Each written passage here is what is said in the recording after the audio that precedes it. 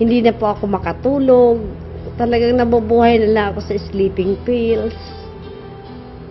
Taon po yan, grabe. Yung tuwing umaga ang iniinom ko, ano talaga isang palad yan na puno ang palad ko ng kailangan kong lunukin na gamot. Palaki ng palaki ang mga gamot, padami ng padami. In other words, parang hindi ko na kayang lunukin. Alam mo ba yung masama ang pakiramdam mo? Parang takot akong magkasakit na kasi unang-una, nanay at tatay ako sa amin. Takot na akong mag-hospital kasi unang-una walang mag-aalaga sa akin sa hospital. Kailangan pa namin magbumayad ng magbantay para lang ako may kasama sa hospital. So yun ang naging sitwasyon ko. Hindi ako nakakatulog. Yan ang number 1 kong kalaban talaga. Hindi ako nakakatulog na walang noong una, kaya ko pang makiusap sa ospital na injeksyonan ako ng Valium. Pumipirma na ako ng waiver. Nung hindi na nakaya ng Valium, pinasa na nila ako sa psychiatrist. Nung una, hirap na hirap ako. Lihim na lihim yan sa akin. Kasi sabi ko, baka isipin nila, sira ulo na ako. Pero sila lang may capacity na magreseta ng pampatulog. Para kang mababaliw para ako nag-mental block ako eh.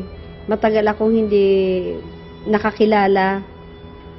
Yung kahit yung mga kasama ko sa bahay, hindi ko sila kilala na.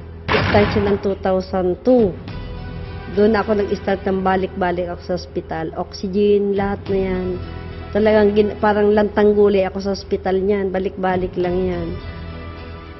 Tapos, yun nga, yung ang pangalawang naging sakit ko, yung nagkaroon ako ng multiple gallbladder stone. Yung binigay po sa kanya na reseta is an anti-anxiety drug. So, pag din yun ay malakas, ang mataas ang dose, makakatulog ka rin. So, kasi nga, medyo marami na siyang pinoproblema, marami siyang masakit sa katawan, nag-worry na rin siya kung ano mangyayari sa kanya. Actually, iniisip niya na patapos na rin ang buhay niya. So, siyempre, in the process po na gusto tulungan siya ng doktor, binibigyan po ng mga anti-anxiety, pampatulog, para medyo makalmante po ang pasyente. Kaya lang nga po, ang nakikita, pagka binigyan mo lang ng anti-calmante, yung tao, at hindi mo naman tinanggal yung toxins na nandun sa brain na dahilan kaya hindi siya makatulog, o yung stress na nakasubject lahat yung kanyang organs, hindi po gumagaling ang tao. Dumadayo lang ng dumadami ang gamot kasi hindi na tumatalag yung mga gamot. Kasi ang kailangan pong kinokorek, ano ho yung punot dulo nung kanyang sakit? Yung mga chemicals po na naimbak na doon sa katawan niya, yung po yung natanggal ng Quantumin Plus, kaya nakatulog na po siyang muli at nawala po lahat yung pananakit ng kanyang katawan. Yung paniniwala ko sa Quantumin Plus talagang matatanggal. Nangyari, talagang hindi ako na-opera.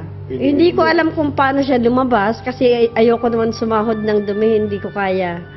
Basta ito na yung last. Yung ano lang, natapos lang ako ng laboratory test ko last Friday. Lumabas na lahat yan clear. Ang blood sugar ko, blood sugar nga daw ng bata eh. Yung sa stone, yung sa kidney, dahil umihi din ako ng dugo, lahat po yan naging normal lahat. Kaya talagang grabe